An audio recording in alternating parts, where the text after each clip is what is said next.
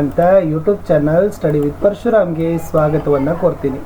6ನೇ ತರಗತಿ ಸಮಾಜ ವಿಜ್ಞಾನ ಭಾಗ 2ರ ಪಠ್ಯಪುಸ್ತಕಗಳು 2024ರ ಶೈಕ್ಷಣಿಕ ವರ್ಷದಲ್ಲಿ ಪರಿಷ್ಕರಣೆಗೆ ಒಳಪಟ್ಟಿದ್ದಾವೆ.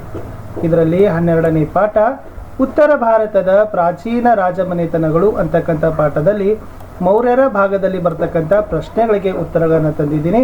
ಸೊ ದಯಮಾಡಿ ವಿಡಿಯೋನ ಲೈಕ್, ಶೇರ್ ಹಾಗೂ ಸಬ್ಸ್ಕ್ರೈಬ್ ಮಾಡೋದನ್ನು ಮಾತ್ರ ಮರೆಯದಿರಿ ಅಂತ ಹೇಳ್ತಾ ಪ್ರಶ್ನೋತ್ತರಗಳನ್ನು ನೋಡುವ. ಅಭ್ಯಾಸಗಳು. ಮುಖ್ಯ ಪ್ರಶ್ನೆ 1, ಖಾಲಿ ಬಿಟ್ಟ ಸ್ಥಳಗಳನ್ನು ಸೂಕ್ತ ಪದಗಳಿಂದ ಭರ್ತಿ ಮಾಡಿ ಅಂತ ಇದೆ.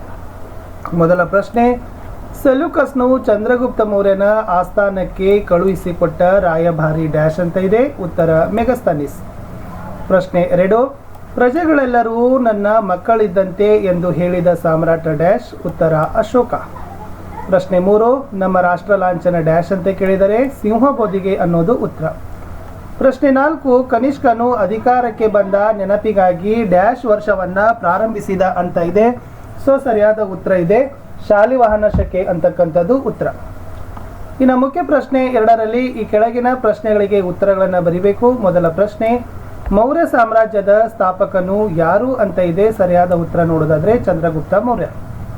2ನೇ ಪ್ರಶ್ನೆ, ಮೌರ್ಯರ ರಾಜಧಾನಿಯನ್ನು ಯಾವುದು ಅಂತ ಇದೆ.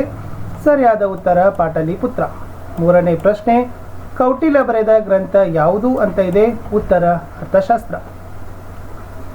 4ನೇ ಪ್ರಶ್ನೆ, ಮೆಗಸ್ತನಿಸ್ ಬರೆದ ಗ್ರಂಥದ ಹೆಸರೇನು ಅಂತ ಕೇಳಿದ್ರು. ಉತ್ತರ ಇತ್ತು ಇಂಡಿಕಾ.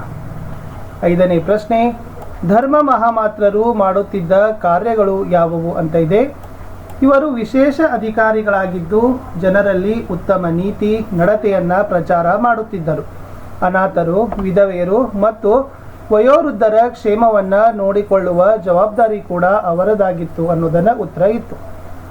6ನೇ ಪ್ರಶ್ನೆ, ಕನಿಷ್ಕನು ಬೌದ್ಧ ಮಹಾಸಭೆಯನ್ನು ಎಲ್ಲಿ ನಡೆಸಿದ್ದನು ಅಂತ ಇದೆ. ಉತ್ತರ ಕನಿಷ್ಕನು ಕಾಶ್ಮೀರದಲ್ಲಿ 4ನೆಯ ಬೌದ್ಧ ಮಹಾಸಭೆಯನ್ನು ನಡೆಸಿದ್ದ. ಇನ್ನು ಮುಖ್ಯ ಪ್ರಶ್ನೆ 3ರಲ್ಲಿ ಗುಂಪಿನಲ್ಲಿ ಚರ್ಚಿಸಿ ಉತ್ತರಿಸಿರಿ ಅಂತ ಇದೆ. ಮೊದಲ ಪ್ರಶ್ನೆ, ಕಳಿಂಗ ಯುದ್ಧದ ಮಹತ್ವದ ಕುರಿತು ಬರೆಯಿರಿ. ಉತ್ತರ, ಅಶೋಕನು ಅಧಿಕಾರಕ್ಕೆ ಬಂದ 8ನೆಯ ವರ್ಷ ಕಳಿಂಗ ರಾಜ್ಯದ ಮೇಲೆ ಯುದ್ಧ ಸಾರಿದನು. ಇದು ಅವನ ಜೀವನದ ಮಹತ್ವದ ಘಟನೆಯಾಗಿದೆ. ಕಳಿಂಗ ರಾಜ್ಯವು ಇಂದಿನ ಒಡಿಶಾ ರಾಜ್ಯದ ಭಾಗವಾಗಿದ್ದು ಇದರ ಮೇಲೆ ಅಶೋಕನು ಯುದ್ಧ ನಡೆಸಿದ್ದನು. ಯುದ್ಧದಲ್ಲಿ 1,00,000 ಜನರು ಪ್ರಾಣ ಕಳೆದುಕೊಂಡರು, 1,00,000 ಜನರು ಗಾಯಗೊಂಡರು, 1.5 ಲಕ್ಷ ಶತ್ರು ಸೈನಿಕರು ಬಂಧಿತರಾದರು. ರಣರಂಗದಲ್ಲಿ ಸಾವು ನೋವಿನ ಘೋರ ದೃಶ್ಯಗಳು ಅಶೋಕನ ಮನಕಲಕಿದವು. ಇದರಿಂದ ಮನನೊಂದ ಅಶೋಕನು ಆ ಕ್ಷಣದಿಂದಲೇ ಯುದ್ಧ ಮಾಡದಿರಲು ನಿರ್ಧರಿಸಿದನು. ಈ ರೀತಿ ಮನಪರಿವರ್ತನೆಗೊಂಡ ಮತ್ತೊಬ್ಬ ಸಾಮ್ರಾಟ ಜಗತ್ತಿನ ಇತಿಹಾಸದಲ್ಲಿಯೇ ಇಲ್ಲ.